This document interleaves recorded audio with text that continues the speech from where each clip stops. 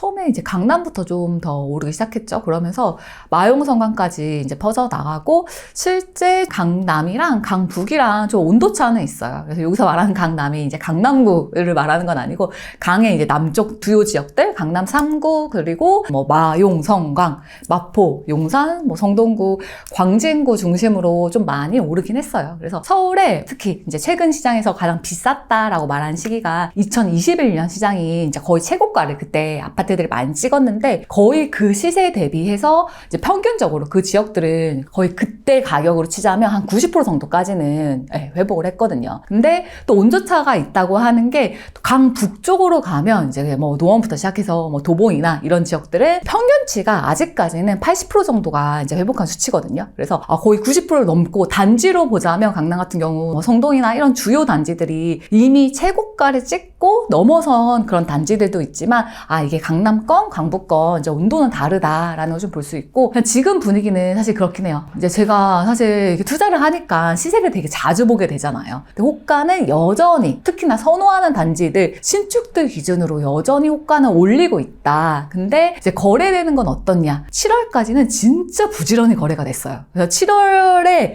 단지들의 실거래가를 보잖아요. 그러면 매매 거래가 정말 많이 찍혀 있는데 8월은 확실히 7월 대비해서는 거래량적으로는 좀 줄긴 했는데 근데 아직 뭐 어떤 시장이냐 말하기엔 좀 이른 게 이제 다음 달부터 대출 쪽에 이제 규제하겠다라는 얘기를 계속 나오고 있잖아요. 뭐 전세자금 대출 아니면 주택담보대출 이런 규제 얘기가 나오면서 이제 정말 본격적으로 규제에 대해서 그러니까 이게 정책이 반영되는 시기 때 이제 어떤 모습을 보일까는 사실 우리가 좀 지켜볼 필요가 있겠죠. 아직까지는 현장 분위기가 호가는 올리고 있지만 거래의 속도도 7월 대비는 조금은 떨어지고 있지만 그런 대출 규제 영향이 어디까지 영향을 줄 것인지는 그거는 아직까지 반신반의다. 좀 관망세다 라고 볼 수 있을 것 같아요. 하리님 같은 그런 투자자들은 어떻게 하고 있어요? 근데 오히려 저는 이제 투자를 거의 한 9년 정도 해오다 보니까 그 시장이 변하는 거 되게 많이 봤잖아요. 그러니까 되게 다양하더라고요. 대출을 뭐 규제할 때도 있고 아니면 정말 1%대 저리로 되게 좋은 기회를 줄 때도 있고 정책도 마찬가지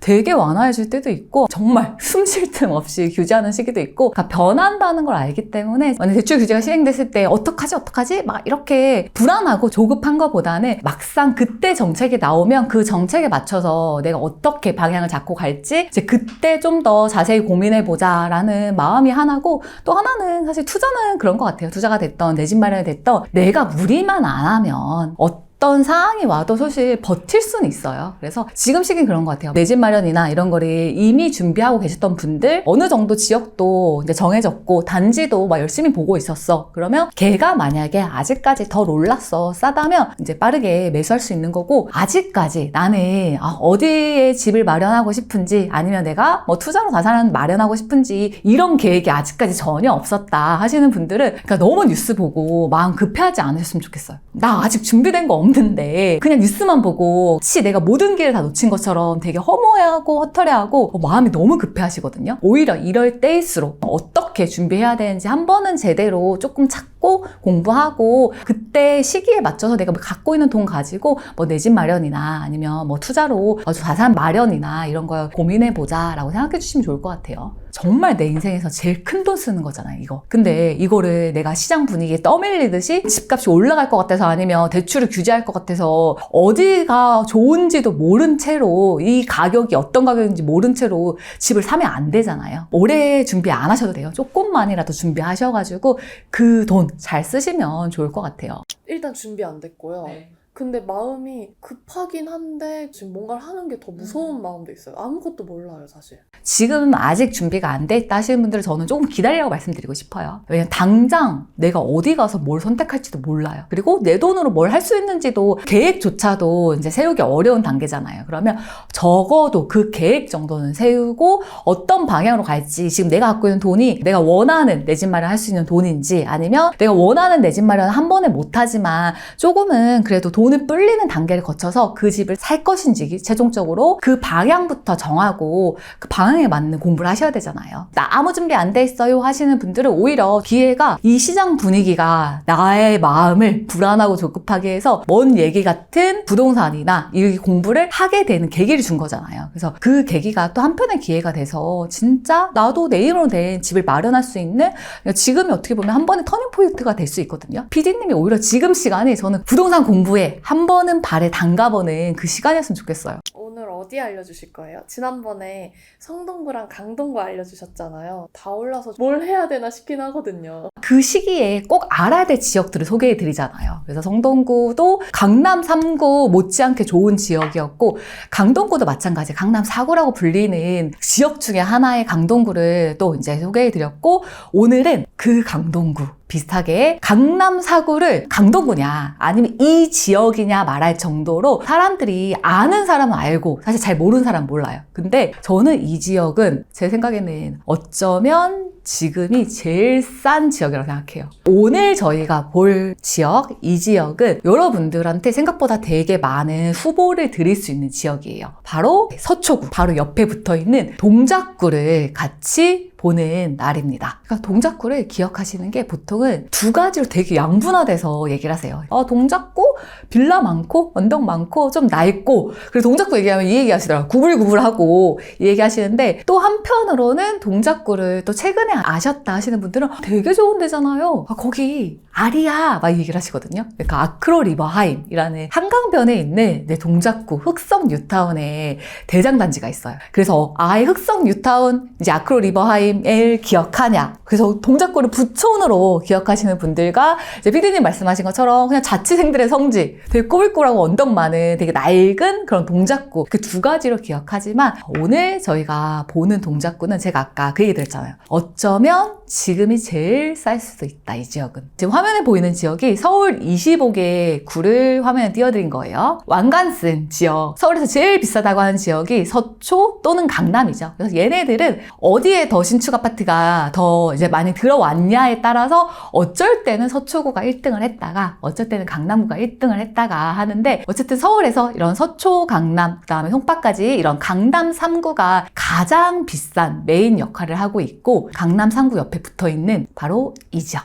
이 지역은 서초구 옆에만 붙어 있는 게 끝이냐? 얘 건너편에는 강남, 서초, 송파, 그리고 또 얘기하는 지역이 용산이죠. 용산 아래 있고, 그 다음에 영등포 옆에 있어요. 영등포와 또 이 지역을 별도로 많이 생각하시는데, 여의도에 바로 근접한 지역이에요. 동작구는 별명이 진짜 많아요. 제가 왜 위치를 먼저 이렇게 보여드렸냐면, 동작구 별명은 여기 서초구에 보면 여기 붙어 있는 게 반포거든요. 반포의 서쪽에 있다고 해서 흑석동 같은 경우는 서반포 라는 별명이 있기도 하고, 또 동작구의 맞은편에는 용산구에 또 대장 이촌동이 있거든요. 특히 용산구는 그냥 지역 평당가 자체가 6천만 원대예요. 그런 이촌동의 남쪽에 있다 그래서 남이촌동이라는 별명을 갖기도 하고, 또 여의도를 기준으로 하면 또 동작구, 특히 이런 흑석 같은 경우가 동쪽에 있잖아요. 동여의도라는 별명을 갖길까지, 특히나 이렇게 이제 동작구의 위치를 보면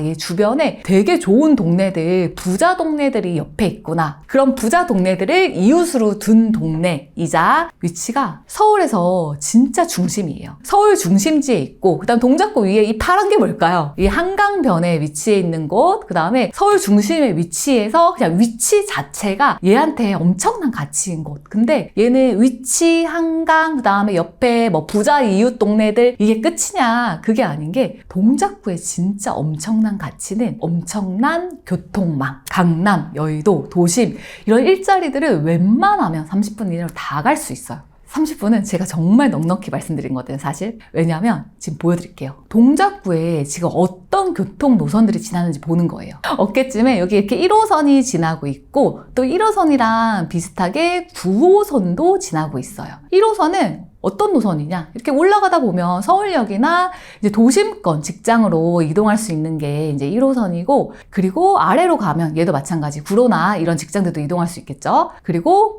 1호선 옆에 노량진역, 노들역, 흑성역 이렇게 있는 노선이 이제 9호선이거든요. 9호선은 정말 황금 노선이죠. 그래서 9호선을 타면 강남권 직장이 있는 부근까지 갈 수가 있고, 사실 이 9호선이 얼마나 강력하냐면 동작구의 웬만한 지역, 뭐 노량진이나 본동이나 이런 웬만한 지역들은 강남권을 거의 다 10분대, 20분대 이동을 할 수가 있어요. 그리고 정말 먼 게 뭐 대방이나 신대방 같은 곳들이 오히려 이제 동작구로 치자면 좀 왼쪽에 치우쳐져 있다 보니까 얘네들이 한 30분대 초반 정도. 그게 동작구에서는 강남을 이동하는 게 생각이 좀 걸리는 게 30분대구나. 그 정도로 9호선을 타면 강남이랑 일자리에 정말 빠르게 갈 수 있고, 근데 9호선이 강남만 가냐, 강남 하나만 갖고 황금노선이라는 게 아니에요. 여의도, 마곡이나 9호선의 끝에는 김포공항까지도 있어요. 그 정도로 강력한 노선 9호선이 또 지나고, 그리고 제가 지금 2개밖에 얘기를 안 드린 거예요, 사실. 동작구 중앙으로 가로로 지난 이 노선이 이제 7호선. 7호선도 마찬가지 강남 들어가는 노선이죠. 그래서 7호선 타고 이렇게 쭉 가다 보면 얘도 마찬가지 반포, 이제 노년역 이렇게 갈 수 있고, 그리고 7호선 아래로는 2호선이 동작구 아래로 지나가고 있어요. 2호선은 지금 여기 이렇게 좌측으로 가면 구로권, 그 다음에 더 가게 되면 뭐 신촌이나 이런 곳들을 갈 수 있고,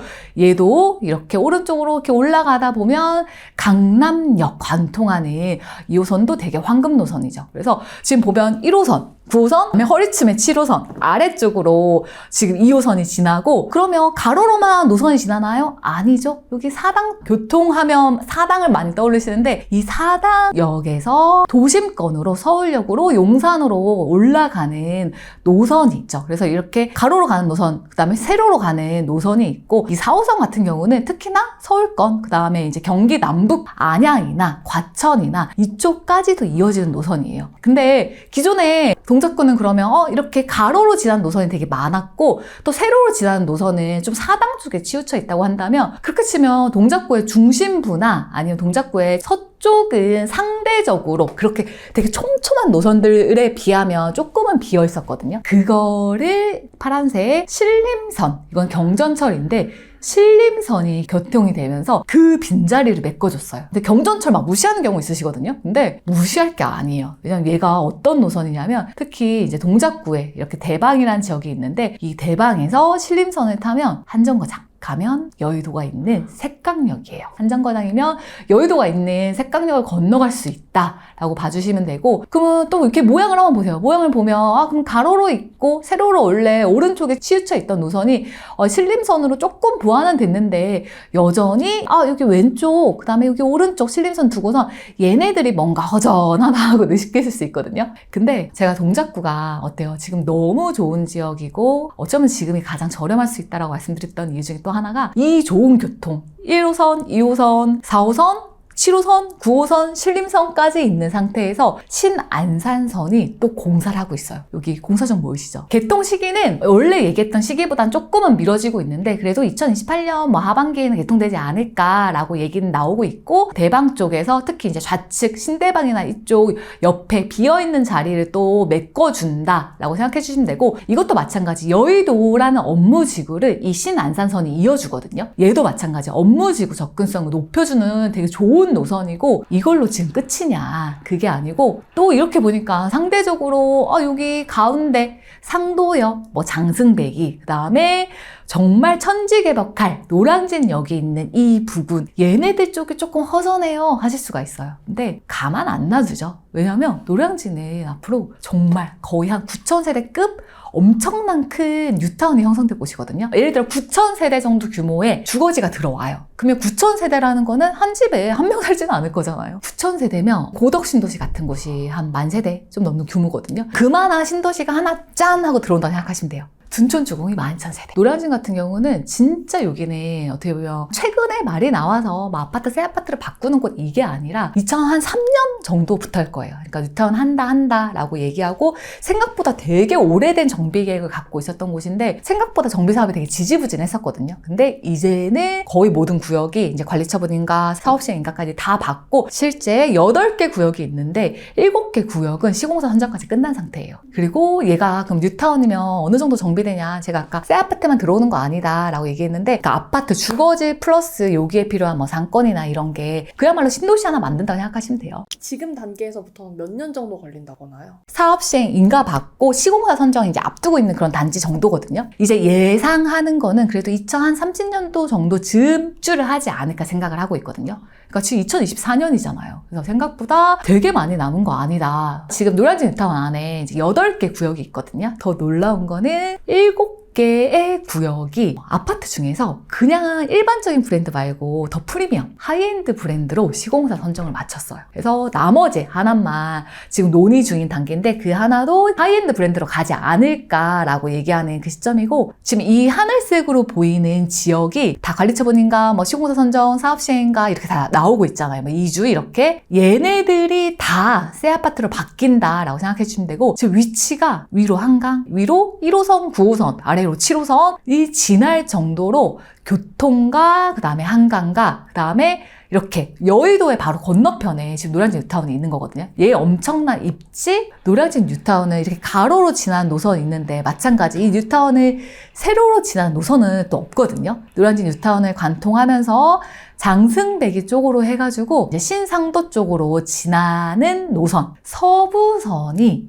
또 계획 중이에요. 이게 될까 말까 막 이렇게 되게 초반에 논의 단계는 아니에요, 사실. 그 공사의 시작이 조금 늦어지고는 있지만 되게 초입 단계는 아니다라는 거. 그리고 훨씬 더 이 노선에 대해서 가능성을 크게 착공하겠지라고 가능성 크게 보는 게 9,000세대 주거단지가 들어오고 그 9,000세대 주거단지면 한 집에 2명만 살아도 18,000명이 이 지역 안에 살아요. 노량진 뉴타운에 18,000명 이상의 사람들이 살게 될 것이고 장승배기 쪽 이 인근에도 되게 주거지가 잘 형성되어 있고 신상도 있는 상도동 쪽에는 동작구가 정말 교통망이 좋은데 유일하게 상대적으로 소외받는 곳들이 이쪽 상도 5동 쪽이었거든요. 그 곳에 좀 소외된 교통망을 채워주는 게 결국 서부선의 역할이라 서부선 또한 이제 시간의 문제지 곧 될 노선이라고 얘기하는 되게 가능성 높은 그런 노선이에요. 정리하면 동작구 어떤 곳이지? 이미 갖고 있는 거 1호선, 2호선, 4호선, 7호선, 9호선의 신림선 플러스 곧 생길 거 신안산선 그 다음에 생길 가능성이 매우 큰 거 서부선이라는 노선 그 다음에 서부선이 생기면 얘도 마찬가지 여의도 연결 할 수 있는 되게 강력한 교통망을 동작구는 진짜 욕심쟁이에요. 욕심쟁이. 얘는 다 가졌다. 교통망 다 가졌다. 그리고 위치, 한강 다 들고 있지만 사람들은 이거를 잘 모른다. 소문내고 싶지 않은 지역이 되게 좋은데 사람들한테는 여전히 낡고 구불구불하고 언덕 많고 되게 낙후돼 좀 별로인 곳 이렇게 인식되고 있는 곳. 어쩌면 이 지역 어떡하지? 나중에 저 교통망 다 개통되면 노량진 뉴타운 진짜 생겨버리면 그때는 내가 볼 수 없는 지역 돼버리는 거 아니야? 그 마음 때문에 지금이 진짜 봐야 되고 진짜 지금이 가치에 비해서 오히려 저렴할 수도 있다는 생각이 들어요. 동작구가 흑석 아니면 언덕 주택가만 있는 줄 아세요. 근데 동작구가 엄청 다른 지역 대비 크진 않거든요. 클 수가 없는 게 서울 25개구에서 조금은 서울의 25구의 외곽 쪽에 속한다. 그러면 예를 들어 그린벨트도 있고 그런 유유지들이 있죠. 근데 동작구는 제가 아까 서울의 그냥 중심지에 박혀있다 그랬잖아요. 모든 땅덩어리 동서남북 어디를 봐도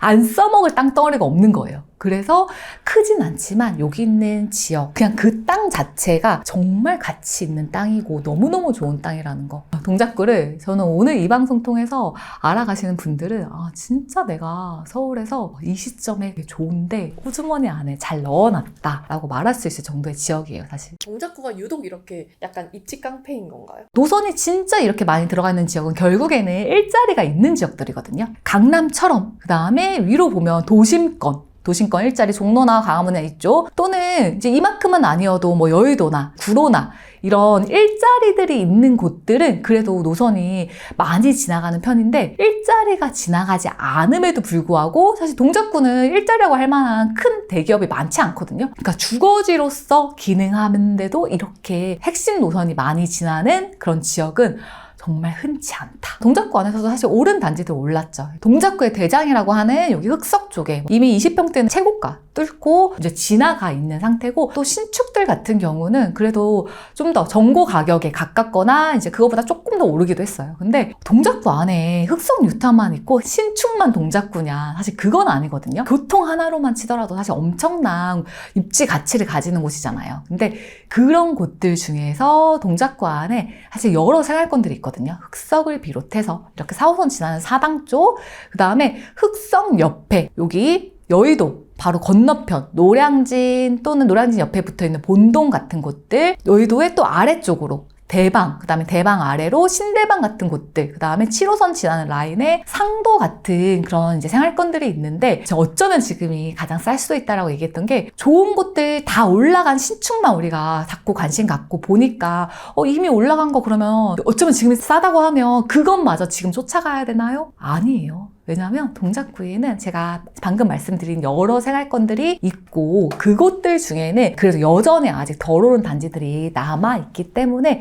그런 단지들이 그러면 현재 이런 노선 갖고 있어요, 그 다음에 현재 이런 개발 계획을 갖고 있어요 라는 상태에서의 동작구를 본 거고, 현재 갖고 있는 계획들 실제 개통이 되어버리면, 노량진 뉴타운이 생겨버리면 그때는 동작구가 지금 가치보다도 훨씬 더 이제 좋은 가치로 바뀔 것이고, 지금은 그래도 여전히 덜 오른 단지들이 남아있다고 했잖아요. 그 단지들의 가격은 지금 가격보다는 그때 가치에 맞춰서 가격이 또 반영돼 있지 않을까 싶어요. 정리하자면, 왜 지금이 가장 쌀 수도 있다고 얘기하시나요? 올라간 거 올라갔잖아요 하실 수 있지만, 우리가 자꾸 좋은데 신축만 보니까 그러면 올라가고 그냥 쫓아가야 될 것처럼 느끼지만, 동작구 안에는 여러 생활권들 중에서 여전히 비슷한 입지 가치 가지고 좋은데 덜 오른 것들이 남아있어요. 좋으면 오르지 않았을까요? 아직도 안 오른 건 다 이유가 있어요 라고 말씀하신 분들도 계시거든요. 그쵸? 만약에 지금 시점만 놓고 보면 그렇게 생각할 수도 있거든요. 지금 이렇게 막 오른다고 하는데 아직 안 오른 거는 그러면 이게 안 좋은 거 아니야? 그리고 오히려 걱정하실 수도 있어요. 근데 부동산 시장을 조금만 더 길게 보고 있으면, 부동산의 가격은 지금 당장 올랐다 안 올랐다 가지고 좋다 나쁘다를 판단하면 안 되고, 얘가 시간차, 그러니까 흐름이 있다는 걸 아셔야 돼요. 특히 우리가 기사를 접할 때도 어떤 흐름으로 기사를 접하냐, 일단은 좋은 애들이 올랐다는 걸 먼저 접하게 되죠. 그래서 강남이 올랐대, 막 송파가 올랐대 라는 기사를 먼저 보게 되고, 또 어느 순간은 강남 3구에 더해서 막 용산, 그 다음에 성동구 막 이런 지역들이 올랐다는 기사를 접하게 돼요. 그리고 또 시간이 지나면 뭐 종로나 영등포나 이런 지역들이 올랐다는 얘기를 또 보게 돼요. 결국에는 집이 오를 때 이렇게 지역 안에서도 순서가 있고, 한 지역 들어가서 보자 치면 단지별 순서가 있는 거예요. 동작구에서 그러면 다 오르지 않았을까요? 라고 했을 때, 동작구 1등 아크로 리버하임을 치자면, 특히 20평대는 이미 이제 21년도에 제일 많이 갔던 가격 그만큼 올라왔어요. 조금 뚫고 지나가기도 했고, 얘가 그만큼 올라가고 뚫었다고 해서 동작구에 있는 모든 단지가 다 그러냐? 아닌 거예요. 그 다음에 그럼 사람들이 좋아하는 신축들이 다음에 이제 쫓아가는데, 신축도 똑같이 다 쫓아가냐? 생활권별로 다르다. 그래서 사람들이 동작구 안에서도 막 좋아하는, 특히 막 사당이나 이런 데는 최고점 갔던 것부터 비슷하게 많이 올라와요. 생활권 중에서도 뭐 흑석, 사당만 있진 않거든요. 흑석, 사당, 그 다음에 뭐 상도, 노량진이나 본동, 뭐 대방이나 신대방 이런 지역들이 있는데, 그 안에서도 같은 신축이라고 해도 올라가는 그런 폭도도 다르고, 근데 또 평균치를 보자면 사실 신축이 뭐 준신축이나 구축보다는 많이 오른 건 맞거든요. 이렇게 동작구를 크게 보면 정말 좋은 땅덩어리 안에 아파트들은 다 같이 들어있어요. 근데 이 좋은 땅덩어리에 들어있는 아파트 중에서 이렇게 좋은 것들, 신축들이 좀 더 많이 올랐다고 해도, 여전히 그러면 여기서 연식이 조금 덜하거나 생활권 순서가 조금은 뒤라고 해도, 제가 어떤 얘기 드리죠? 동작구는 이미 그냥 땅덩어리 자체가 좋은데, 그 안에서 좋은 데 안에서 앞에 있냐 뒤에 있냐 이 차이인 거거든요. 그래서 동작구를 조금만 더 세밀히 들여다보면 여전히 얘 최고점으로 비교하자면 그때 가격보다는 그래도 한 15% 20% 정도 빠져있는 단지들이 아직도 남아있어요. 노량진 지금 꼭 봐야 된다는 말씀해 주셨고, 또 하나만 더 소개시켜 주신다면요? 동작구 하면 흑석이지 하시는 분들 많으신데, 여기 이제 대장뿐만 아니라 이 왼쪽으로 있는 생활권들, 지금 위치상으로 보자면 흑석 옆에 여기 노들역 인근이 이제 본동, 그 다음에 본동이랑 바로 맞붙어 있는 게 이제 노량진동. 그리고 여기 노량진동 옆에 맞붙어 있는 게 이제 대방동이에요. 대방동 아래로 보라매 공원 들어보셨죠? 보라매 병원도 들어보셨죠? 그곳이 있는 곳이 여기 아래 신대방이에요. 이렇게 노량진 뉴타운이 생기면서 정말 주변의 환경이 많이 변할 만한 노량진이나 본동 같은 곳들, 그 다음에 또 바로 왼쪽에 맞붙어 있는 곳들, 뭐 대방이나 신대방 같은 곳들도 주거지로서 사실 뭐 학교, 그 다음에 뭐 공원이나 병원 이런 시설들이 생각보다 인프라가 되게 잘 돼 있는 쾌적한 곳이거든요. 그런 곳들 또한 저는 눈여겨볼 수 있다고 생각해요. 지금 단지를 하나 좀 보여드릴게요. 그리고 제가 이 단지를 보여드리는 거는 이거 사세요 이 의미를 보여드린 건 아니에요. 여전히 우리가 이제 관심 갖고 찾아보면 그래도 충분히 내 집 마련할 수 있는 그런 금액대, 부담스럽지 않은 금액대에 서울에서 정말 중간 정도 하는 그런 곳에 내 집 마련할 수 있는 기회가 있다라는 거를 좀 보여드리고 싶었던 거고, 그래서 지역에 대해서 관심 갖는 게 그만큼 중요하다라는 얘기로 제가 단지를 보여드린 거거든요. 한번 보세요. 20평대 단지예요. 실거주지로 좋아할 만한 그런 이제 지역인데 지금 가격 20평대 가격이 지금 8억 5천 정도, 8억 5천 정도 하죠. 저는 당장은 들어가서 사는 게 어렵고, 예를 들어서 저는 잠깐 이제 전세를 놓고 제가 나중에 들어갈게요 하시는 분도 있을 거잖아요. 그런 분들은 그러니까 저희가 8억 5천에 전세가 이제 5억대 정도 전세가를 형성하면서 한 3억 정도, 그 정도의 금액이면 동작구라는 지역에 그래도 이제 거주 환경이 괜찮은 그런 단지 20평대를 장만할 수 있는 그런 기회가 여전히 있습니다. 여기서 막 멀고 그런 데 아니에요, 저기는? 제가 왜 이렇게 동작구 진짜 교통 하나 끝내준다라고 얘기하냐. 동작구는 노선 자체가 워낙 촘촘한 지역이라 웬만한 아파트는 사실 역에서 그렇게 멀지가 않은 게 노선이 몇 개예요. 그러니까 1, 2, 4, 7, 9, 신림선까지 거의 이 안에 6개 노선이 지나기 때문에 웬만한 단지는 거의 다 걸어서 역을 이용할 수도 있고,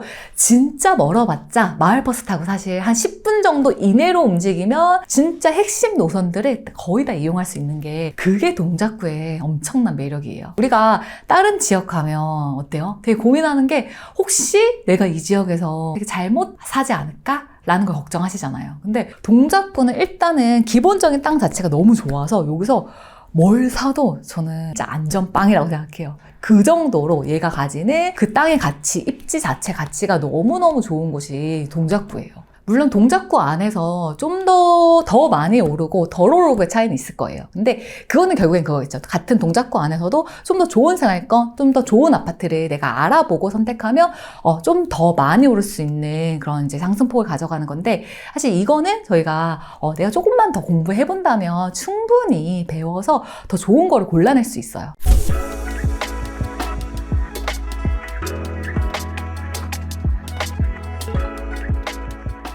경기도 신도시 분양받는 게 웬만한 서울 구축 투자보다 낫다라는 말씀도 또 많이 하신대, 요즘. 근데 요즘 신축 되게 좋아하시잖아요. 신축 저도 좋아하고 다 좋아하시는 거 맞는데, 경기도에 내가 그래도 좀 더 신축, 조금 더 외곽으로 나가도 신축이 낫지 않을까요? 아니면 서울 구축 낡고 별론 것 같아요. 막 그 비교를 많이 해주시는데, 시간이 지나면 그 경기도의 신축 아파트도 결국은 구축이 돼요. 그러면 시간이 지나서 남는 게 뭐냐? 건물의 가치는 이미 사라진다라는 거. 서울 안에 왜 웬만한 단지들은 다 막 리모델링 한다, 그다음 재건축한다, 이런 얘기들이 나오냐?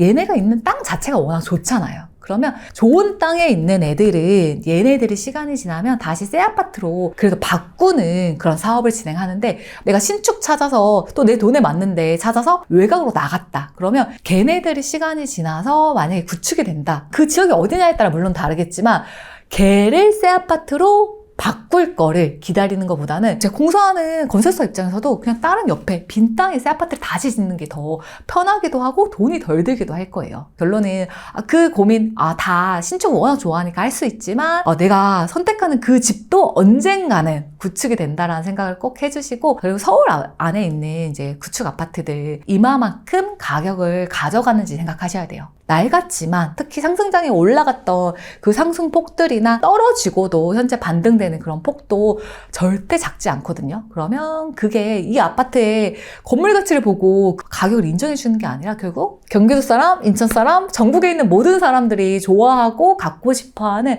서울이라는 땅 안에 있는 게 되게 큰 거예요. 동작구 언덕이어도 하면 언덕 얘기 안 그래도 많이 하세요. 근데 그거 아셔요. 언덕도 다 같은 언덕이 아니다. 어디 붙어 있는 어느 땅에 있는 언덕이냐에 따라서 다르다. 왜냐? 언덕이어도 성동구에 있는 언덕 또는 마포구에 있는 언덕은 가격이 되게 많이 올랐죠? 근데 언덕이어도 예를 들어서 서울에서 조금 더 외곽 아니면 지방에 있는 곳에 되게 외곽에 뭐 언덕이다. 그러면 오르는 정도가 다르죠. 중요한 거는 저랑 같이 공부하는 저희 수강생분들께는 어떻게 얘기 드리냐면 그 언덕이 너무 거슬리고 헷갈린다. 그러면 언덕을 한번 깎아보라고 얘기를 드려요. 언덕 깎았어. 언덕 깎고 나면 땅덩어리가 남는 거죠. 그 땅덩어리가 어디 붙어 있냐, 얼마만큼 좋은 입지를 가지고 있냐, 그 입지를 판단하는 거는 저희 아까 봤던 교통이나 이런 여러 가지 요소들이 있겠죠. 그러면 걔네들을 봤을 때 그럼에도 불구하고 거기가 별로냐 라는 거를 보라고 얘기해요. 제가 되게 강조드리는 게 얘는 그냥 서울 중심부 한강 앞에 붙어 있는 것 자체가 얘한테 엄청난 그냥 위치 자체가 가치가 있는 애거든요. 언덕에 있는 거 맞지만 그 언덕이 그리고 장점이자 단점이 될 수 있는 게, 단점이 될 때는 올라갈 때 힘들어요, 그냥 여름에 더워요, 약간 이런 거일 거고, 또 얘가 장점이 될 때는 높이 올라가면 그만큼 뷰가 확보돼요. 특히 이렇게 한강에 접하고 있는 그런 동네들, 성동구도 마찬가지였거든요. 동작구도 마찬가지. 생각보다 한강을 조망할 수 있는 그런 동네, 그런 아파트들이 또 많아지는 게 한편으로 장점이다 라고 볼 수도 있어요. 약간 지금 이 시장 상황 자체를 보면서 내가 뭔가 기회를 놓친 거 아닌가 하면서 속상해하는 분들도 계시거든요.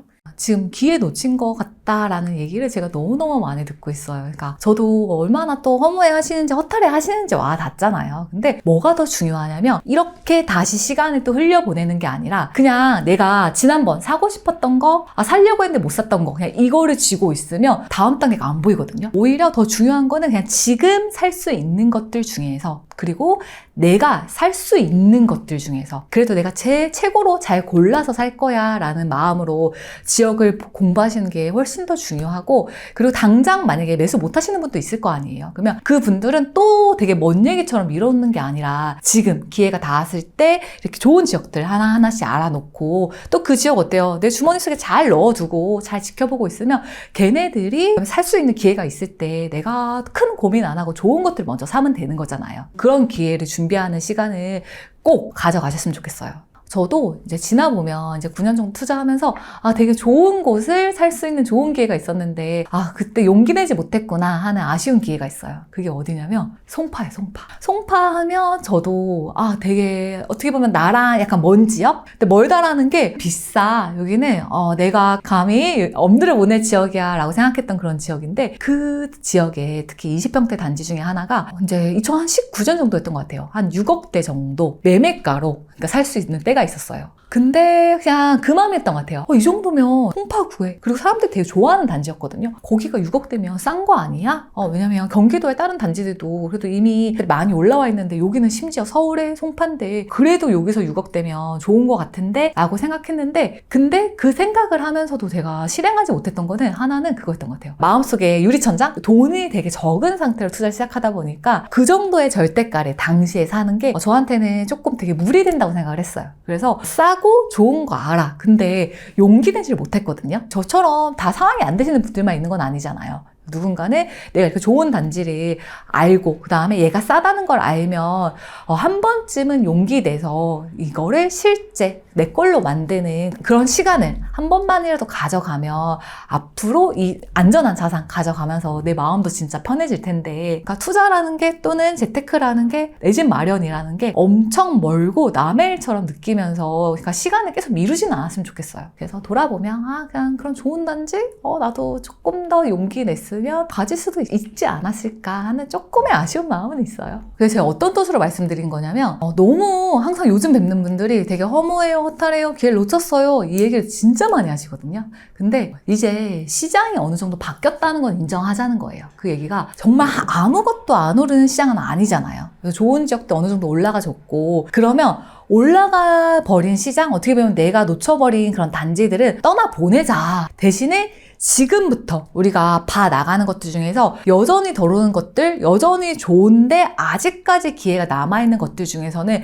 내가 진짜 잘 준비해서 기회 잘 잡자라는 마음으로 그러니까 새롭게 시작하자는 얘기를 했어요. 놓지 못했던 그런 시간들, 놓지 못했던 이제 단지들, 놓지 못했던 지역들이 있잖아요. 근데 걔네들을 버리자는 얘기가 아니에요. 걔네들이 싸지면 또 우리한테 기회가 될 수도 있겠죠? 근데 이미 어느 정도 많이 올라가줘서 이제 더 이상 내가 매수하기에는 적합하지 않다고 하는 애들은 떠나보내고 오히려 지금 남아있는 애들 중에서 좋은 애들, 그리고 내가 살 수 있는 애들, 걔네들만큼은 놓치지 말고 잘 보자 라고 말씀을 드렸던 거예요. 제가 지역으로 이제 촬영을 여러 번 하고 있는데, 이제 성동구 같은 지역도 이제 성동구 다녀오신 분이 내 집 마련하시고 실제 매수했다라고 하는 거를 강의에서 이제 수강생분들이랑 같이 하는 유튜브 라이브가 있었거든요. 그때 라이브에서 알려주시는 거예요. 너무너무 사실 감사했고, 또 그것뿐만 아니라 진짜 기억에 남는 게 한 30대 가장분이셨어요. 5살 정도 되는 딸아이 키우시는 이제 가장분이셨는데, 저한테 이제 내 집 마련 또는 어떻게 이렇게 좀 자산 마련해 나가야 되는지 고민을 털어놓으시고 저랑 같이 이제 방향성도 잡고 방향성 잡아드린 대로 열심히 하겠다라고 하고서 이제 가셨는데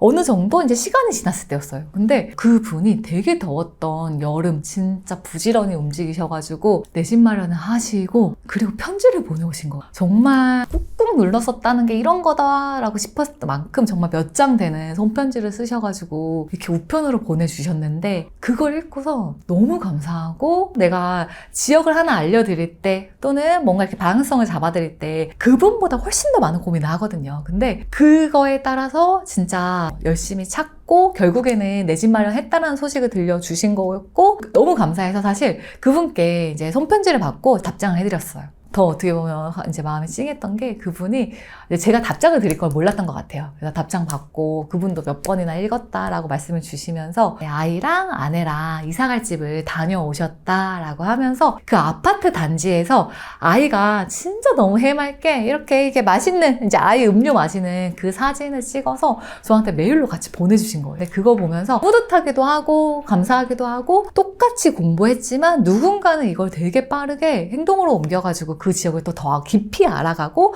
좋은 데 또 잘 골라놓고 기회가 되면 이걸 또 내 거로 만들기도 하거든요. 근데 또 누군가는 그래 그냥 아는 얘기지 또는 그래 이거는 뭐 돈 있는 사람들이 할 수 있는 얘기지 하면서 또 나한테 다시 먼 훗날로 얘를 또 다시 밀어놔요. 근데 결국은 이거를 내가 얼마나 지금 실행으로 좀 빠르게 옮기냐 안 옮기냐에 따라서 그 분이 가져갈 수 있는 결과물이 되게 많이 달라지는구나 라는 생각을 되게 많이 했어요. 방향도 중요하지만 그 방향에 맞춰서 내가 행동하는 게 너무너무 중요하다 많이 느끼게 된 것 같아요. 제가 동작구에 대해서 더 궁금해하시는 분들을 위해서 이제 강의를 준비한 게 있어요. 근데 강의 준비할 때 어떤 마음으로 준비하냐, 솔직히 돈 쓰고 오시는 거잖아요. 그러면 그 돈을 쓴 거, 저는 그거보다 100배까지도 그 분들을 위해서 적어도 시간을 아껴드리고 그리고 그 지역에 내가 한 발을 내드릴 수 있는 진짜 내가 그 시작점이 돼야 된다고 생각해요. 그래서 진짜 10배, 100배만큼의 가치를 주자. 그리고 지역을 뭔가 알아간다 라는 거에서 마음속에 부담감은 그거거든요. 내가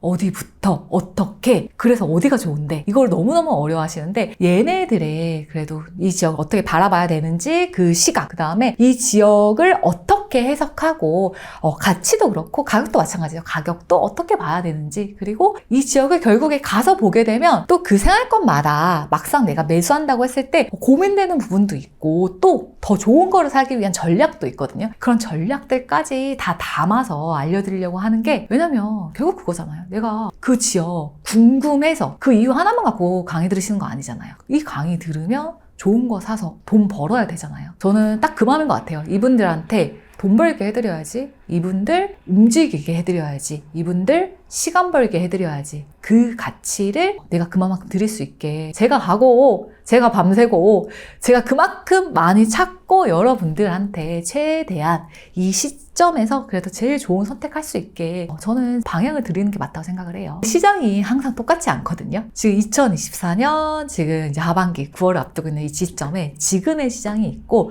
또 지금 시장의 모습이 변하면 어떻게 될 것이냐. 지금은 여러분들이 진짜 다행이고 오히려 저는 아직까지 좋다고 생각하는 게 우리가 서울 안에 25개구라는 그러니까 많은 구가 있고 이 안에 선택지들이 그래도 많이 남아있어요. 근데 더 시간이 지나고 시장이 더 바뀌면 이제 이 25개구 안에서도 점차 가격들이 더 올라가기 시작하고 그 다음에 나중에는 내가 서울에 아무 데도 집을 살 수 없어요 하는 그 시기가 올 거예요. 그게 온다는 보장은 어떻게 해요? 그게 서울 수도권의 사이클이니까. 그래서 지금 당장은 내가 돈을 번다 안 번다가 잘 안 그려질 수 있지만 지금은 내가 아직까지 이 지역에서 어디가 좋다라는 거를 일단 알고 거기를 내 걸로 만들어 놓는 거. 그러면 그 다음에는 이제 시간이 가고 시장이 바뀌고 얘가 또 다시 가격이 올라가 주면 그때 우리한테 이게 자산이 돼서 돌아와 주는 거예요. 그래서 혹시나 지금 이 시점에서만 이거 안 오르면 어떡해요 라고 걱정하시거나 하시는 분들은 너무 딱 지금 이 지점에서만 이 가격이 오른다 떨어진다를 고민하시지 마시고 그래서 좋은 곳에 있는 것을 내가 가졌다면 오래오래 들고 가자라는 마음 가지고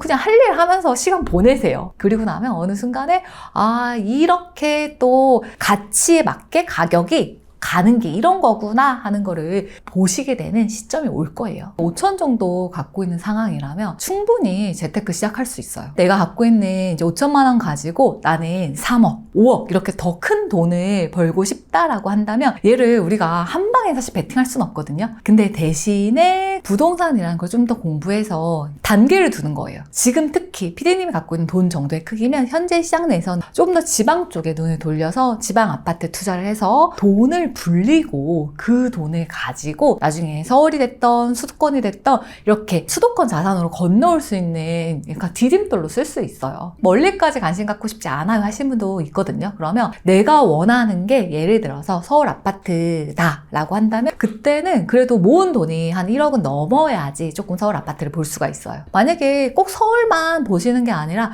수도권도 괜찮다고 하시면 1억이 안 되는 돈으로도 수도권을 볼 수 있는 기회는 저는 지금 이 시점에도 있고요. 집을 사시는 분들이 어떤 선택을 하냐의 차이거든요. 누군가는 이제 수도권, 서울 안에서만 집을 사고 싶어요. 이렇게 지방까지 제가 관심 가지 그런 시간적 또는 마음의 여유가 안 돼요 하시는 분도 있잖아요. 그럼 그런 분들이 지금 돈이 모자라. 그럼 돈을 모아서 오히려 서울이나 수도권 안에서 좀 더 기회를 찾는 거고 만약에 저는 너무 미루지 않고 지금 할 수 있는 그런 투자나 자산 마련하면서 오히려 그 돈을 좀 더 내가 갖고 있는 저는 지금 5천 갖고 있지만 5천만 원을 좀 더 불려가지고 나중에 서울이나 수도권에 그 다음에 넘어갈게요 라고 하시는 분들은 PD님이 갖고 있는 그 5천만 원 정도로도 충분히 지방 투자는 해볼 수 있어요. 결국에 그 차이 내가 어떤 방향성을 가지냐 지역을 정해놓고 그 서울 수도권에 맞는 돈을 모아서 서울 수도권에 투자를 할 것이냐 아니면 나는 지금 내가 갖고 있는 돈이 좀 적더라도 이 돈으로 오히려 살 수 있는 집을 사서 그 집으로 조금 돈을 불려서 다음 자산 살 수 있는 준비를 할 거냐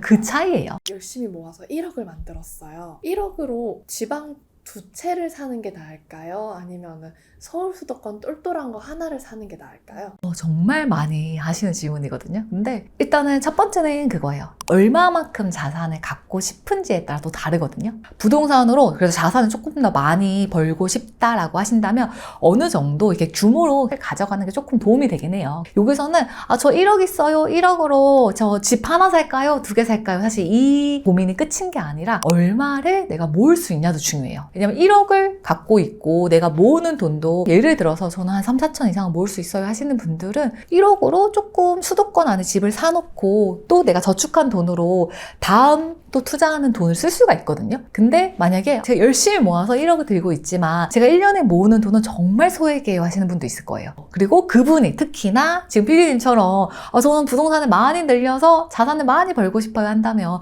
오히려 그분은 그거를 조금 나눠 쓰시면서 지방과 서울 수도권의 차이를 좀 아셔야 되거든요. 부동산에서 제가 사이클이라는 표현을 해요. 그래서 가격이 결국에는 오르고 내리고의 주기가 있는데 수도권이 크잖아요. 그러니까 서울도 있고 경기도도 있고 인천도 있다 보니까 가격에 영향받는 범주, 이 기간이 조금 길어요. 보통 서울 수도권 사이클에 한 거의 10년 정도는 얘기를 하죠. 또 지방도 또 더 여기서 세밀히 들어가면 이게 광역시냐 중소도시냐 또 차이는 있지만 그래도 수도권 대비해서는 상대적으로 사이클이 짧은 게 지방이거든요. 있거든요. 그래서 만약에 좀 짧다 그러면 한 4, 5년, 좀 길어도 한 7, 8년 정도 이 안에 들어오는 기간 안에 이제 오르고 내리고 이제 이 사이클이 있다 보니까 사이클이 좀 짧은 지방에 투자를 해서 여기서 돈을 벌고 나와서 이 돈을 가지고 서울 수도권으로 자산을 바꾸는 그런 투자도 해볼 수 있는 게 지금 같은 경우예요. 이거 쪼개 쓸까? 아니면 한 방에 쓸까? 이 고민 진짜 많이 주시는데 이게 단순히 한 번 투자하냐, 두 번 투자하냐 이 판단은 아니다. 나는 시간 쓰기 힘들어. 그 다음에 나는 그냥 한 번만 투자하고 편히 살고 싶어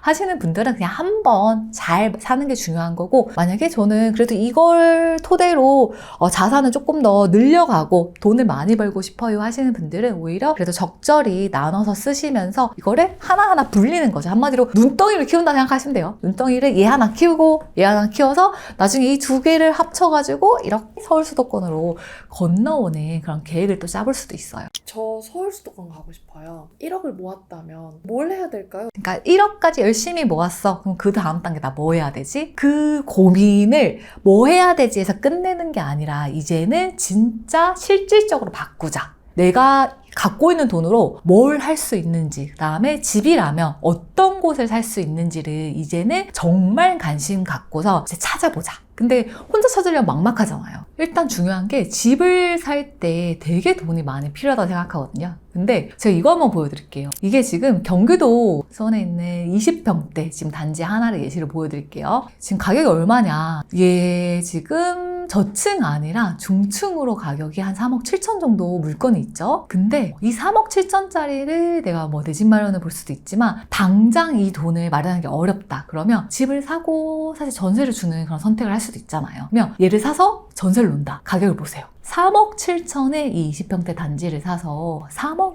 2천에 전세를 놓을 수도 있어요. 그러니까 5천만 원 정도면 수도권 또 수원이라는 큰 도시 안에 그래도 20평대 아파트를 가질 수도 있는 돈이라는 거예요. 그리고 서울은 우리가 적은 돈으로 집을 살 수 있는 기회가 없냐. 이제 서울에 있는 20평대 단지예요. 가격을 한번 보세요. 4억 8천 정도죠. 그래서 얘도 마찬가지 저층 아니라 이제 중층 정도가 4억 8천 정도 가격이고 전세가 마지막 7월 달에 거래된 게 3억 6천 정도에 거래가 됐죠. 그리고 심지어 지금 전세가 없기 때문에 이 3억 6천보다 조금은 전세가가 높다 하더라도 거래가 될 수 있는 확률도 높아진다는 얘기거든요. 적어도 실거래가 정도 3억 6천이라고 해도 그 다음에 좀 더 전세가가 올라가는 상황이라고 해도 결국 1억이 조금 넘는 금액이면 지금 이 시점에서 서울 안에 20평대 내 집을 가질 수 있는 기회가 있어요. 중랑구에 있는 이제 20평대 아파트고 내가 돈이 없어서 집을 못 살 것 같아요. 돈이 없어서 서울 아파트는 다 남의 얘기예요. 꼭 그런 거 아니잖아요. 막 완전 외딴 데 있거나 아니면 막 100세대 막 이런 식으로 너무 세대수 작거나 이런 데는 아닌 거죠? 그런 건 아니고 충분히 그 지역에 있는 사람들은 되게 선호하는 단지들이에요. 거주하기 되게 편하고 아파트들끼리 모여 있어가지고 또 쾌적하기도 하고 한 지역들이거든요. 그런 지역들에 여전히 저희가 엄청 큰 돈 아니어도 분명히 이렇게 집을 살 수 있는 기회들은 있어요. 아직까지 뭘 해야 될지 모를 때는 부지런히 모으는 단계가 필요한 게 맞고, 두 번째는 이제 돈을 어느 정도 모아서 갖고 있어. 그러면 그때는 실제 내 돈으로 뭘 할 수 있는지를 이렇게 그 방향을 알아보는 단계가 두 번째는 진짜 필요해요. 한 번은 살면서 내가 제대로 부동산이라는 거를 공부해야지 엄청 나한테 먼 얘기 아니라는 거를 알고 실제 움직일 수 있는 나한테 용기를 주는 게 어떻게 보면 한 번은 제대로 공부해보는 거.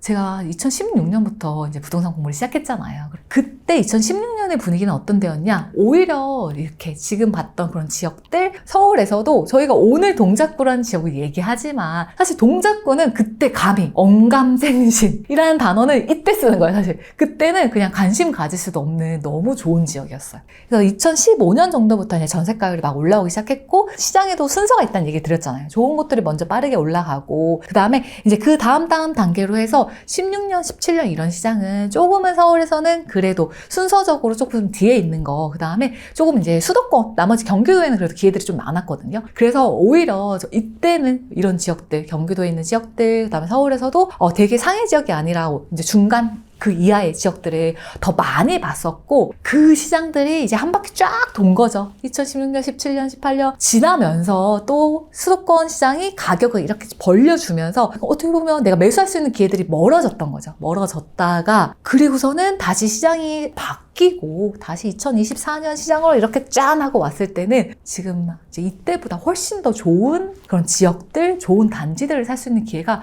아직까지는 저는 많이 남아있다 생각해요. 너무 막 불안해하고 그다음에 조급해하고 하지 마시라는 게 이렇게 시장은 결국에는 바뀌어서 다시 이렇게 제자리로 돌아오고 그리고 그렇게 돌아온 지금 시장은 여러분들께 되게 절망적이고 막 살 게 없고 이런 시장이 전혀 아니라는 거. 지금 남아있는 것 중에서 그 안에서 좋은 거 잘 찾자. 그게 지금 시점에 우리가 해야 될 훨씬 더 중요하고 훨씬 더 급한 일이다 라는 얘기를 쫙 강조해서 말씀드리는 거예요. 정말 중요한 게 어떻게 보면 되게 단순한데도 부동산을 공부한 사람과 공부하지 않은 사람이 차이점이 뭐냐. 부동산을 공부하지 않은 사람은 만약에 내가 이렇게 집을 사려고 해. 그러면 어떤 선택을 할까요? 그냥 집 근처 알아보더라고요.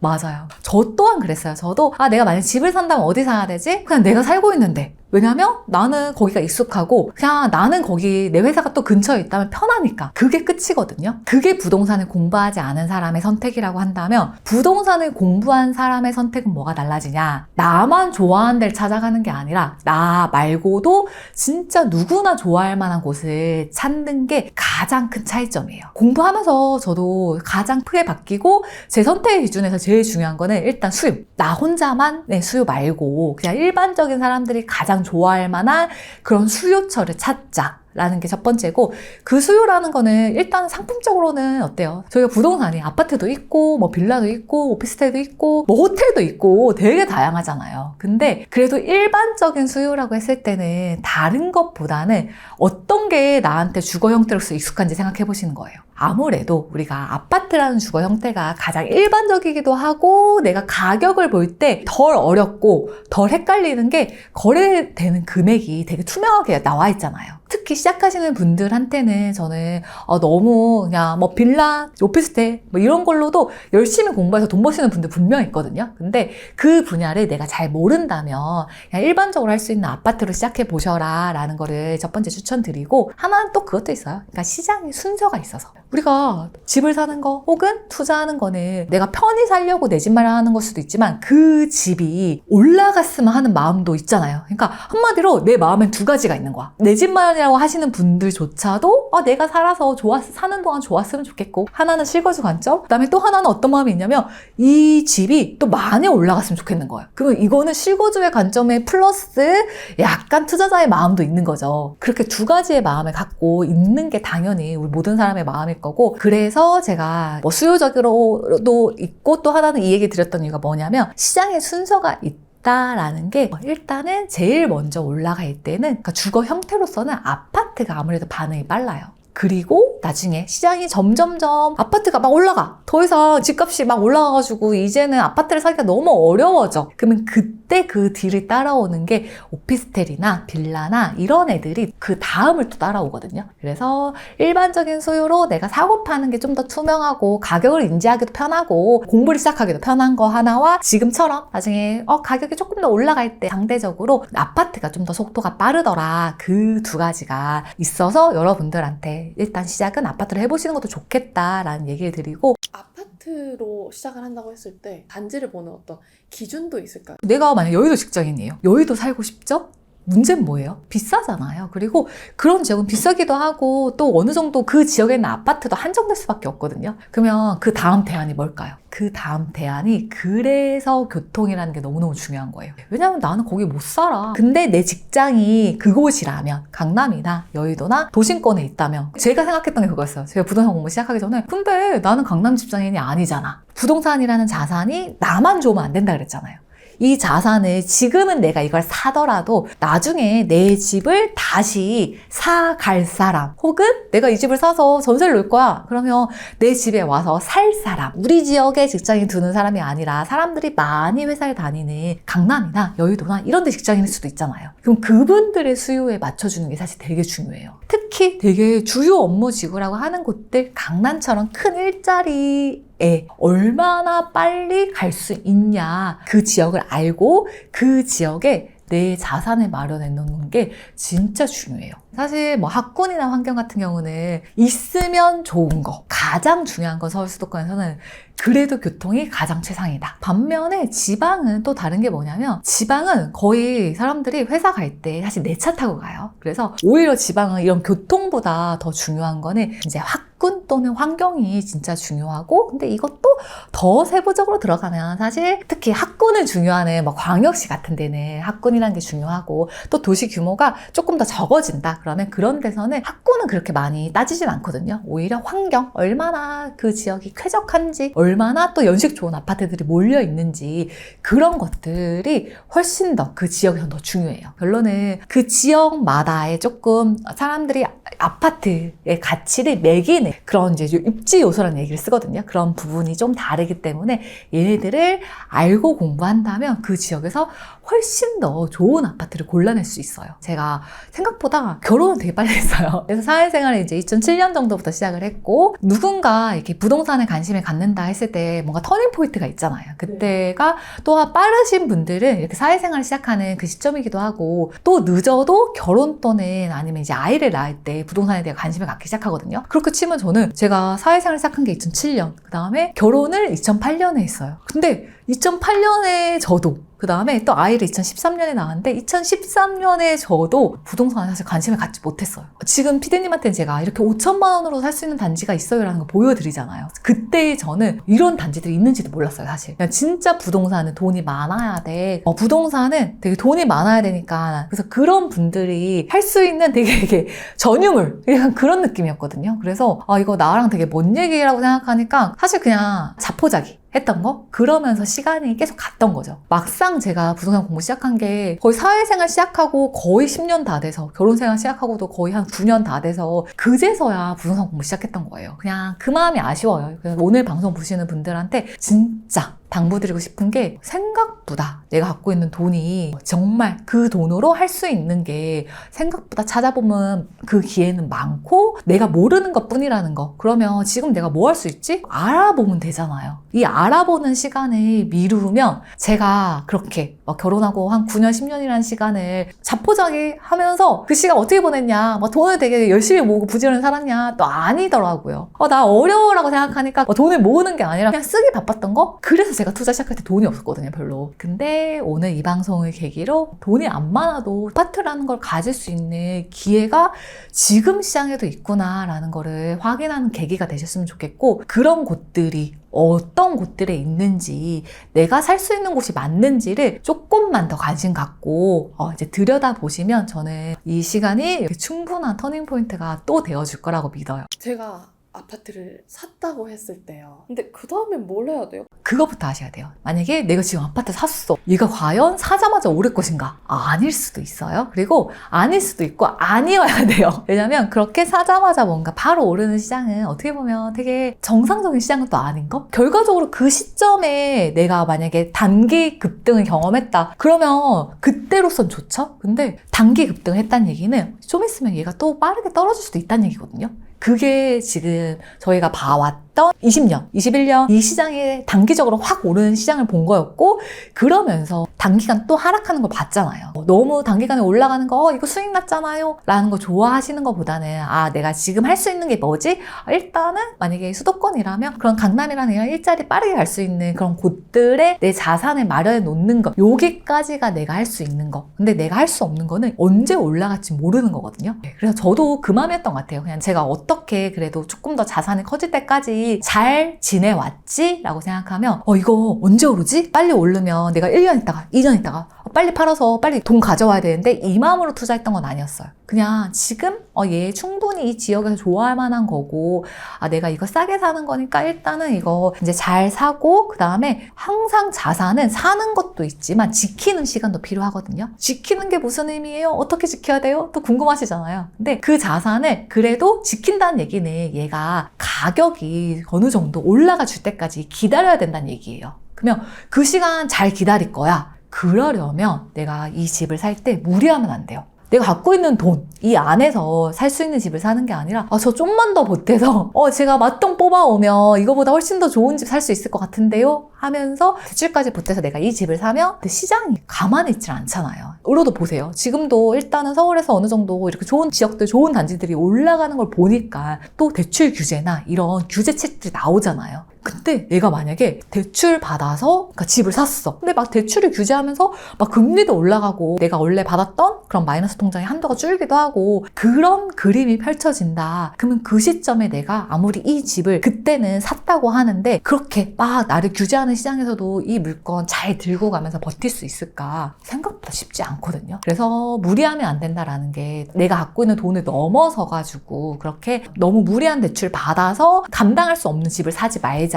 이게 첫 번째 제가 지켜왔던 그냥 원칙 중에 하나였고, 그리고 두 번째는 진짜 결국은 그거더라고요. 싸게 사는 게 너무 중요하다는 게 지금처럼 시장은 변할 수 있거든요. 그 변하는 시장에서도 이 물건 잘 들고 가는 거는 싸게 샀으니까 시장이 안 좋은 거지 나중에 가격이 분명히 올라갈 거야 라는 그 믿음을 나한테 주는 거. 그래서 여러분들이 지금 내가 눈여겨봤던 단지들 도망가요, 추격 매수는 안 했으면 좋겠어요. 지금 내가 살 수 있는 지역, 살 수 있는 단지들 중에서 좀 덜 오른 것들, 그런 것들이 어떤 건지를 찾고 사는 그게 자산을 잘 지켜가서 수익을 맛보는 단계, 그 단계까지 잘 데려다 줄 거라고 생각을 해요. 지금 저도 가능할까요? 저 한 방에 10억 벌겠어요? 이 얘기 하시는 거 아니잖아요. 근데 단계만 좀 밟아주세요. 나 5천 들고 있지만 이 5천을 가지고 이걸로 1억 벌고 그 다음에 또 3억 벌고 또 5억 벌고 10억까지 이렇게 가게 되는 거고. 그래서 왜냐면 얘가 나 1억 들고 있는데 내가 한 방에 10억 가겠어 라고 하면 사실 무리한 선택을 할 수밖에 없거든요. 왜냐면 짧은 시간에 많이 벌어야 되잖아요. 그러니까 자꾸 내 돈만 갖고 뭘 사기에 모자란 것 같고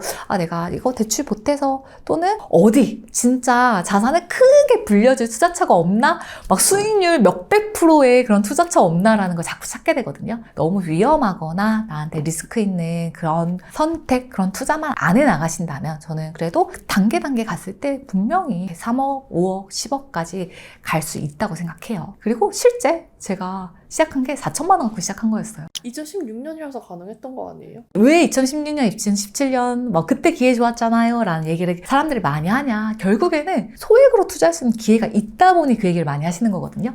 근데 우리 오늘 본 단지도 충분히 소액 가지고도 수도권의 아파트 살 수 있는 기회들이 여전히 있잖아요. 지금도 기회는 있다라는 거. 이거를 아는 사람과 모르는 사람의 차이밖에 없는 거예요. 근데 제가 이거 가격만 보고 사라라고 말씀드린 거 아니에요. 여기서 이런 가격을 가진 물건들 중에서도 주변 다른 단지보다 이게 진짜 가치가 더 좋고 싼 게 맞는지, 그 저평가 아파트가 맞는지를 찾는 거는 보는 눈을 이제 조금 더 길러야 되겠죠. 일단은 지금 이렇게 부동산에 관심 갖고 정말 딱 1년만 제대로 공부해보시면 좋을 것 같아요. 1년만 제대로 공부해보면 내 힘으로도 집을 살 수가 있어요. 그래서 실제 내가 갖고 있는 돈으로 집을 골라서 살 수 있다는 거를 한 번만이라도 경험을 해보자 라고 말하는 기간이 최대 1년이라는 기간을 설정해드린 거고, 그리고 만약에 내가 1년 동안 그래도 공부를 했어. 나의 모든 생활을 시금전폐하고 공부하라고 말씀드린 건 아니에요. 회사 다니면서 저녁에 원래는 내가 유튜브 보고 맨날 치맥하고 하는 그 시간을 이제는 좀 더 하는 일을 바꿔보자는 얘기예요. 그 마지막 1년이 끝나갈 쯤에는 내 손에 내 이름으로 된 아파트를 하나 남기자라는 목표를 갖고 이제 공부하는 거예요. 출근하는 길에는 얼부 채널처럼 이제 부동산 채널들을 이렇게 지켜보고, 그 다음에 만약 점심시간이야, 회사. 그러면 이전에 그냥 밥만 열심히 우리가 먹었을 거잖아요. 근데 이제는 점심시간 회사 근처를 이제 좀 둘러보면서도 이 근처에 보이는 아파트들은 과연 어떤 곳들인지, 어떤 사람들이 거기 사는지, 얼마 정도 하는지를 좀 관심 갖고 한번 지켜보세요. 그리고 내가 막 퇴근해, 이제 우리 동네 왔어. 그러면 마찬가지. 다니는 길도 사실 회사, 집, 이 길밖에 모르시거든요. 저도 그랬고, 내가 집에 오는 그 길에 주변에 이렇게 지나가는 아파트들조차도 이 중에서 어떤 아파트들을 더 좋아하는지를 좀 더 관심 가져보고, 그 중에서 어떤 아파트가 더 비싼지도 한번 찾아보는 거예요. 왜 비싸지? 이런 이유들도 한번 생각해보고, 그러면서 이렇게 내 생활에 아파트, 좀 집이라는 곳에 관심을 갖고 참고 지켜보다가 왜 그러지? 이거 나 혼자 아는 게 너무 어려워. 그 다음에 내가 이거 재밌네? 아니면 좀 더 공부를 더 해보고 싶네? 그러면 그때는 부동산 관련돼서 이제 강의를 들으면서 시간을 좀 더 아껴보시는 것도 괜찮아요. 뭔가 거창하게 시작하지 않아도 된다. 오히려 그냥 지금의 생활 안에서 조금만 더 관심이랑 갖고 내가 보는 것부터가 시작이라는 걸 생각해 주시고, 지금 이 시점에 내가 과연 부동산이라는 거를 공부할 수 있을까? 관심 가질 만한 사람일까? 그 마음 때문에 만약에 머뭇거리시는 분들이라면 저는 그냥 그 얘기를 드리고 싶어요. 제가 그 마음 때문에 어떻게 보면 좀 더 빠르게 공부할 수 있는 그런 시간을 거의 한 9년, 10년을 놓쳤던 거였거든요. 그래서 할 수 있는지 없는지는 나 스스로 판단하기에는, 특히나 아직 부동산을 너무 모르시는 분들한테는 내가 판단하는 게 맞다라는 보장이 없어요. 정말 내가 부동산이라는 거를 관심 갖을 만한 그런 상황이 안 되는 분인지, 그만큼의 저축액 또한 안 되는 분인지는 내가 공부해보면서 그때 제대로 깨달을 수 있다고 생각하거든요. 결론은 너무 겁먹지 마시라. 진짜 내가 할 수 있나 없나, 내 돈 갖고 그렇게 아무것도 못할 정도인가를 한번 본 다음에 어렵다면 그때 또 거기에 맞춰서 돈을 더 모으던가 거기에 맞춰 방향을 찾으면 된다라는 얘기를 드리고 싶어요. 근데 생각보다 적은 돈으로 할 수 있는 게 되게 많더라고요.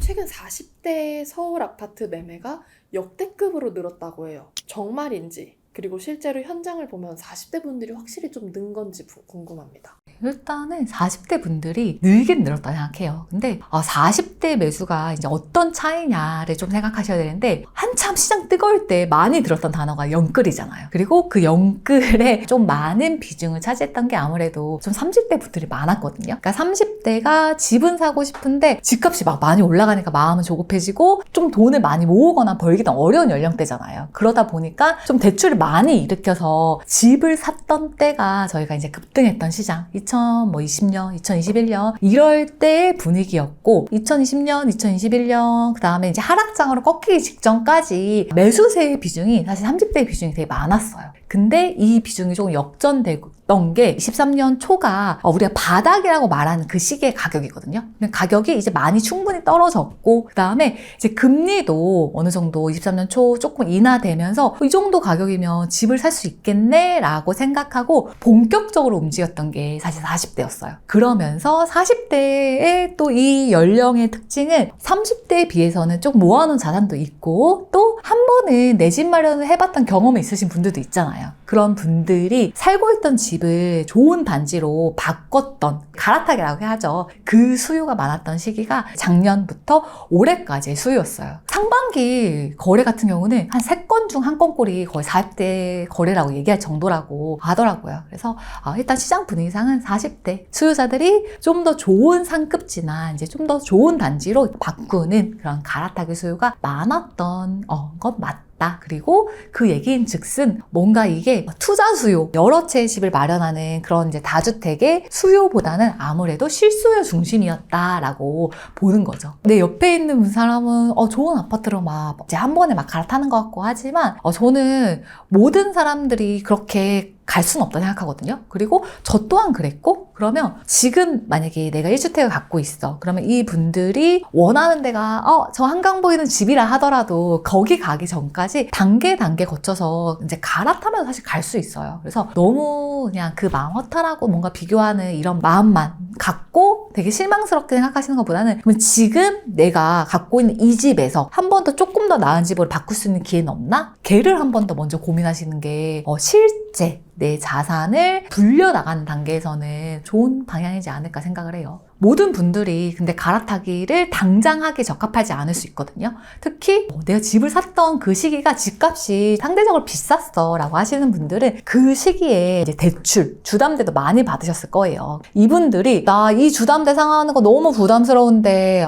재테크도 하고 싶고 저는 뭐 어떻게 해야 돼요? 라고 물으신다면, 저는 일단은 지금 시장이 전세급이 그래도 많이 올라가주는 시장이기 때문에 우리 집의 전세가를 한번 체크해 보시면 좋을 것 같아요. 그래서 우리 집을 만약에 내가 이제 실거주가 아니라 전세를 주고 이제 나는 나온다 나는 다른 집에 거주 비용을 아껴서 월세로 산다라고 생각한다면 이 전세 받은 걸로 우리 집에 원래 내가 내던 이제 주택담보대출을 상환할 수가 있잖아요. 그 대출을 상환해서 월에 내던 그 원리금 상환 부담을 이제 줄이는 거예요. 그리고 나서 아낀 돈을 이제는 저축을 해서 그 돈을 가지고 적은 돈으로 살 수 있는 자산은 없을까를 찾아볼 수 있는 그 고민을 해보시면 좋을 것 같아요. 그래서 나 아무것도 못하는 거 아니다. 당장 되게 상급지 좋은 단지로 바꿔서 가는 게 어려운 거지, 이분들은 오히려 전세가가 올라가는 지금 현재 분위기를 잘 판단하셔가지고 내가 자산 재배치라는 걸 통해서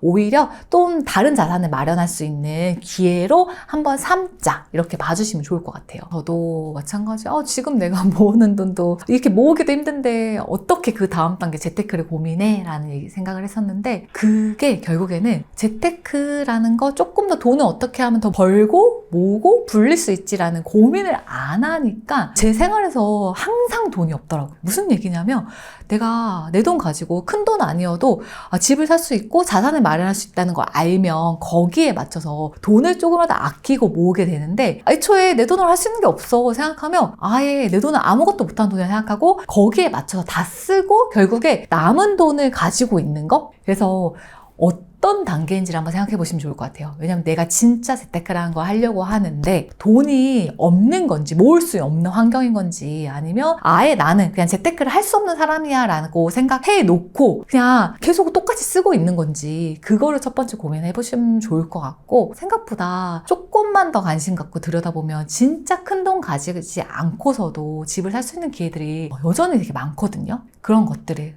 한 번쯤은 생각해 보시면 좋을 것 같아요.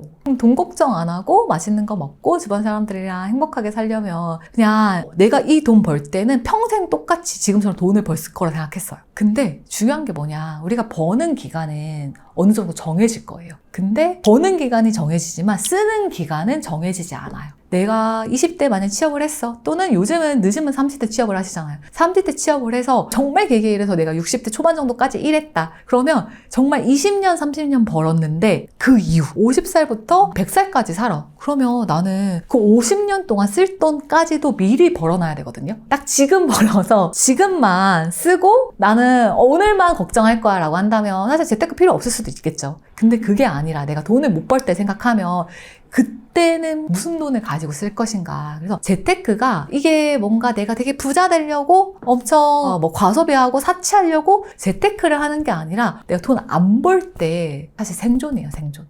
그때 무슨 돈으로 어떻게 살 거지? 그거와 또 이 얘기 하실 수도 있겠죠. 국민연금 있잖아요. 또는 저는 공무원이니까 공무원연금 있잖아요 하실 수 있지만, 그 연금, 그 금액이 내가 원하는 삶을 살 수 있게 해주는지 생각해 보셔야 돼요. 그 돈이 충분히 그 나이 때 내가 바라는 삶의 모습을 살 수 있게 해줄까? 우리 어때요? 내가 일 안 할 때 어떻게 살고 싶어요? 해외여행도 가고 싶고, 건강검진도 일단 그 나이쯤 되면 아플 수 있으니까 건강검진도 받고 싶을 거고, 그 다음에 좋은 호텔 가서 맛있는 밥 먹고 막 호캉스도 하고 싶고. 근데 과연 내가 노후에 받는 그런 연금, 만약에 그런 최저 생활비를 받았다고 했을 때 그 돈으로 내가 원하는 그 모습대로 살 것이냐, 아주 쉽지 않을 거거든요. 그래서 재테크라는 걸 거창하게 되게 돈 많은 사람들이 해야 되는 거, 또는 되게 부자 되고 싶은, 어떻게 보면 돈에 막 관심 있는 속물이라는 표현까지 하실 때 있잖아요. 그런 사람들이 하는 게 재테크냐? 아니라는 거. 지금 이 시기에 돈을 벌고 나중에 돈을 안 버는 시기가 오는 모든 사람들이 준비해야 되고 관심 가져야 되는 게, 결국에는 이후에 자산을 마련해 놓는 게 결국은 재테크라는 그 방법을 통해서라고 생각을 해주셔야 돼요. 내가 돈을 벌고 있는 동안에는 늦지 않았고, 그리고 전 안 늦었다고 생각하는 게, 지금도 관심 안 갖고 계신 분들이 훨씬 많잖아요. 그러면 적어도 이 채널 보시고, 적어도 이 방송 보시고, 그냥 나 오늘도 잘 봤다 하고 끄는 게 아니라, 진짜 그러면 뭐 해야 되지? 지금이라도 안 늦었으면 뭐부터 할까? 정말 지금 할 수 있는 것부터 일단 시작해보자 라는 마음 하나만 가지고 그냥 첫 단추만 일단은 잘 꿰면, 저는 충분히 40대가 됐던 50대가 됐던, 그리고 더 늦은 나이가 됐던, 시작하는 이상은 늦은 시기는 없는 것 같아요. 왜냐면 그 이후에 우리가 살아야 될 날이 훨씬 많잖아요, 사실.